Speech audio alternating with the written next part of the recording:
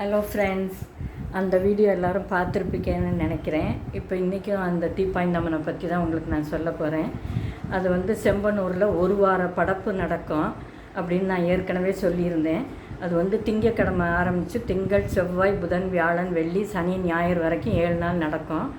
அதுக்கு முன்னாடி ஒரு வாரத்தில் இருந்து 15 நாளைக்கு முன்னாடியே இருந்து அந்த ஊர் பிறந்த ஆண்களை வந்து விரதம் இருக்க ஆரம்பிச்சிருவாங்க. விரதம்னா கவுச்சி சாப்பிட மாட்டாங்க, படுத்த படுக்கையில் படுக்க மாட்டாங்க.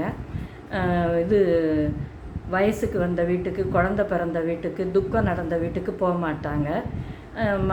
கல்யாணம் இது மாதிரி கோயிலுக்கு போவாங்க, அவ்வளோதான். இது வந்து கோயில் படப்பும்போது திங்கக்கிழமை வந்து ஐயனார் கோயிலுக்கு போவாங்க. அன்றைக்கி அங்கே வந்து கடா விருந்து நடக்கும், அதை சாப்பிட்டுட்டு வருவாங்க. செவ்வாய்க்கிழமையிலேருந்து படப்பு தீப்பாய்ந்தம்மனுக்கு ஆரம்பம்.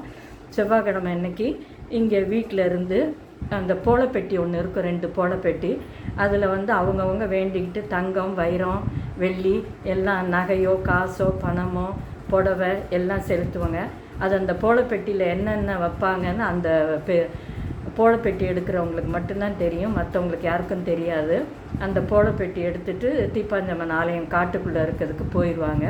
அன்னைக்கு நைட் அங்கே தங்குவாங்க. அவங்க என்ன பண்ணுவாங்க, என்ன செய்வாங்க, அது யாருக்குமே வெளியில் தெரியாது, சொல்லவும் மாட்டாங்க. மறுநாள் இது வந்து போலப்பெட்டி அவங்க எடுத்துகிட்டு போகும்போது கழுத்தீர் கட்டி ஆலத்தி எடுத்து தான் அனுப்பி வைப்பாங்க. மறுபடியும் அவங்க புதன்கிழமை காலையில் வரும்போது அங்கே இது ஊரணிக்கரையில் பிள்ளையார் கோயில் ஒன்று இருக்குது, அங்கேருந்து சங்கு ஊதுவாங்க, நாங்கள் வந்துட்டோன்ட்டு.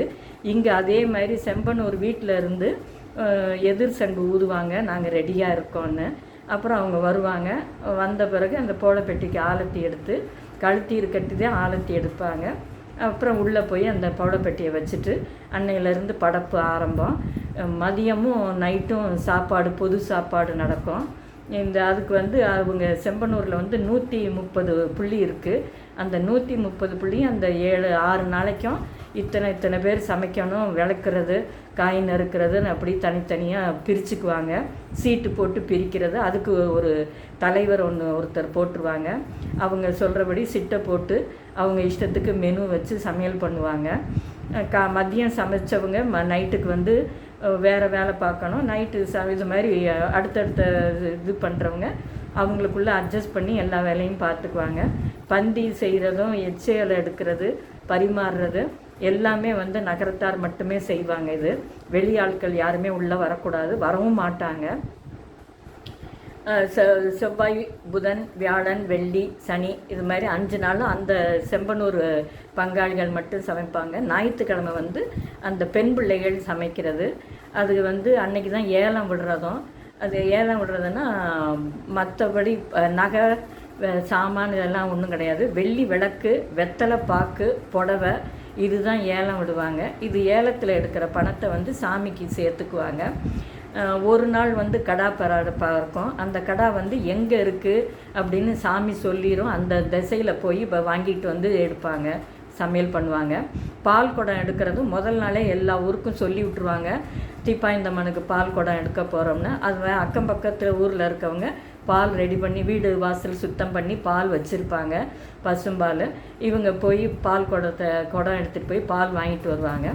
அந்த ஆண் பிள்ளைகள் பால் குடம் எடுத்துகிட்டு போவாங்க. இது புதன்கிழமை செய்கிறது. புதன் அப்படி அங்கே போகக்கூடாதுன்னு சொல்லிட்டாங்கன்னா வியாழக்கிழமை செய்வாங்க.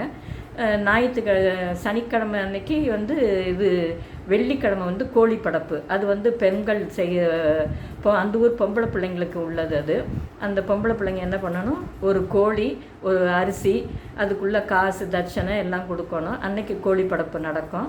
அது மாதிரி 7 நாளும் 7 இதுவாக படப்பு நடக்கும். ரொம்ப விசேஷம். இது வந்து அவசியம் வந்து நகரத்தார் வந்து ஒரு தடவை வந்து இந்த படப்பை பார்க்கணுன்ட்டு நான் பிரியப்படுறேன். இன்னும் இருக்குது, நான் அடுத்த வீடியோவில் உங்களுக்கு சொல்கிறேன். பாய்.